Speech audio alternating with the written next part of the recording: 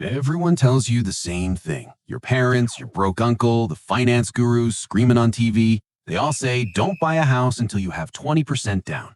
It sounds responsible, it sounds safe, so you do the math. You want a standard, average, nothing special home. In 2026, that is $500,000. So you need $100,000 in cash. Let me say that again, $100,000. You look at your bank account, maybe you have $10,000, you're $90,000 short. So you buckle down. You stop buying coffee, you cancel Netflix, you eat rice and beans. You manage to save an aggressive $1,000 a month. You are crushing it, right? Wrong. Because here's the math nobody shows you. To save that $90,000 at $1,000 a month, it will take you 7.5 years. 7.5 years.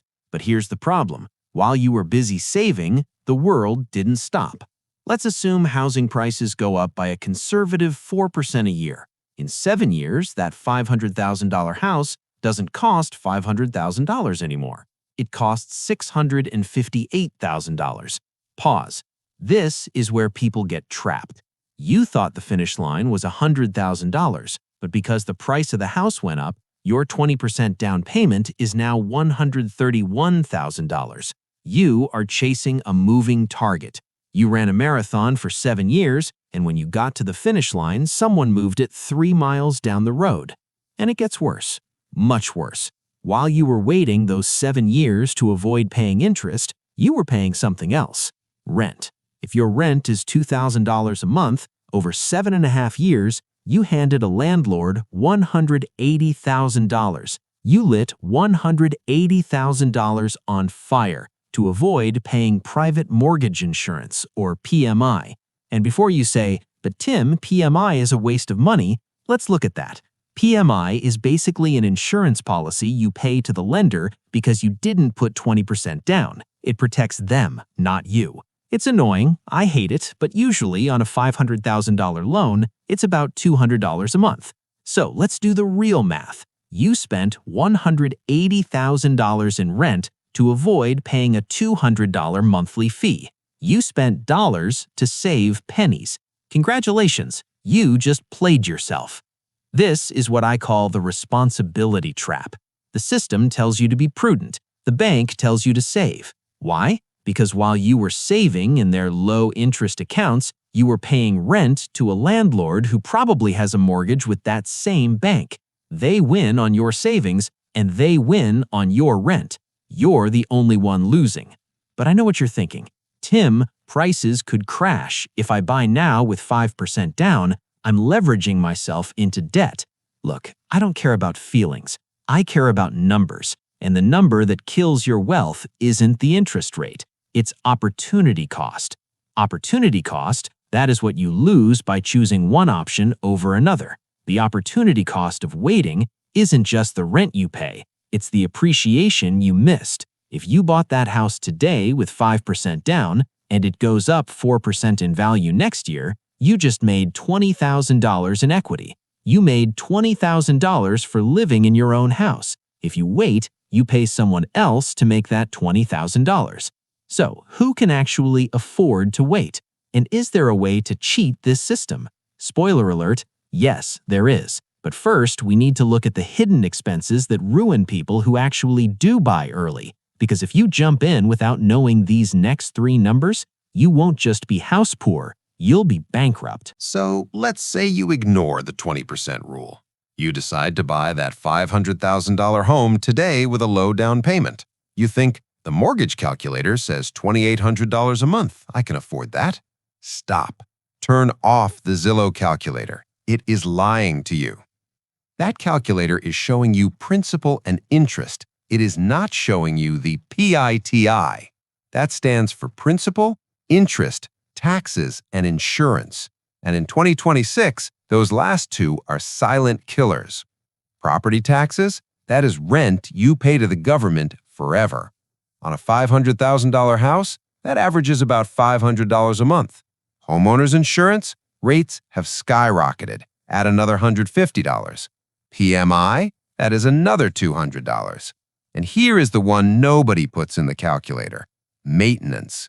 When you rent, if the water heater explodes, you call the landlord. When you own, you are the landlord. The general rule is to budget 1% of the home's value per year for repairs. That's $5,000 a year, or roughly $400 a month. So let's add this up. Mortgage, $2,800, taxes, $500, insurance, $150, PMI, $200, maintenance, $400. Your total monthly housing cost is not $2,800. It is $4,050. Let me say that again. $4,050 every single month for 30 years. Now, pause. Who can actually afford to pay $4,000 a month just for a roof? Banks use a metric called the 28% rule. They say your housing cost shouldn't exceed 28% of your gross income. So, if your housing cost is $4,050, you need to make $14,500 a month before taxes. That means to comfortably afford the average $500,000 starter home, you need a household salary of $174,000 a year. Here's the punchline. Only about 12% of American households make that much money. This means nearly 90% of the country is mathematically locked out of the average dream. But people still buy. How? They stretch, they break the rules, and that's where the nightmare begins. If you're enjoying this depressing math, hit that like button and subscribe. It helps the algorithm show this to more people before they make a mistake. Let me introduce you to the Parkers. The Parkers are a success story. They're a dual-income couple making $160,000 a year. They're in the top 15% of earners. They should be rich, right? They buy that $500,000 house. They qualified for the loan, so they think they can afford it. But let's look at their pay stub. $160,000 a year is $13,300 gross. But Uncle Sam takes his cut, then state tax, then health insurance, then their 401k contributions because they're trying to be responsible. Their actual take-home pay? It's about $9,000 a month. Now subtract that $4,050 housing cost. They have $4,950 left. Sounds like a lot? Wait, they have 2 cars. Average car payment is $700 now. That's $1,400. They have student loans, let's say $600. They have childcare or utilities or phones. Suddenly, the Parkers, this rich couple, have $400 left at the end of the month. This is what house poor feels like. It doesn't look like poverty. It looks like a nice house with a manicured lawn. But inside, it feels like checking your bank account before you buy brand-name cereal. It feels like lying awake at 2 a.m. wondering if that noise was the HVAC dying because you don't have the cash to fix it. Asset rich, cash poor. The system is designed to get you into the house, not to ensure you can afford to keep it. The bank doesn't care if you eat ramen for 30 years as long as you pay the mortgage. So, is the game rigged? Yes, but there are 3 ways to beat it without waiting 10 years to save a down payment. And no, none of them involved cutting out avocado toast. So here is the harsh truth. For 70% of households, buying that $500,000 home right now is not just difficult, it is impossible. Option 1. The low down payment cheat code. Stop trying to save 20%. Look at FHA loans or conventional 97 loans. These allow you to buy with just 3.5% or 3% down. Yes, you will pay PMI, we established that. But remember the math from the beginning. Paying PMI for 5 years might cost you $12,000, but waiting 5 years to save the full down payment will cost you $90,000 in rent. Paying $12,000 to save $90,000 isn't a fee, it is a discount. You are buying time. You're locking in the house price now before it goes up another 20%. Option 2. House hacking. This isn't for everyone. It involves buying a duplex or a triplex instead of a single-family home. You live in one unit and you rent out the others. House hacking, that's the term investors use. Basically, your tenants pay your mortgage. Option 3, the strategic renter strategy. This is the one nobody talks about because it doesn't make banks money. You keep renting, but, and this is the critical part, you take that down payment money you've been saving and you invest it.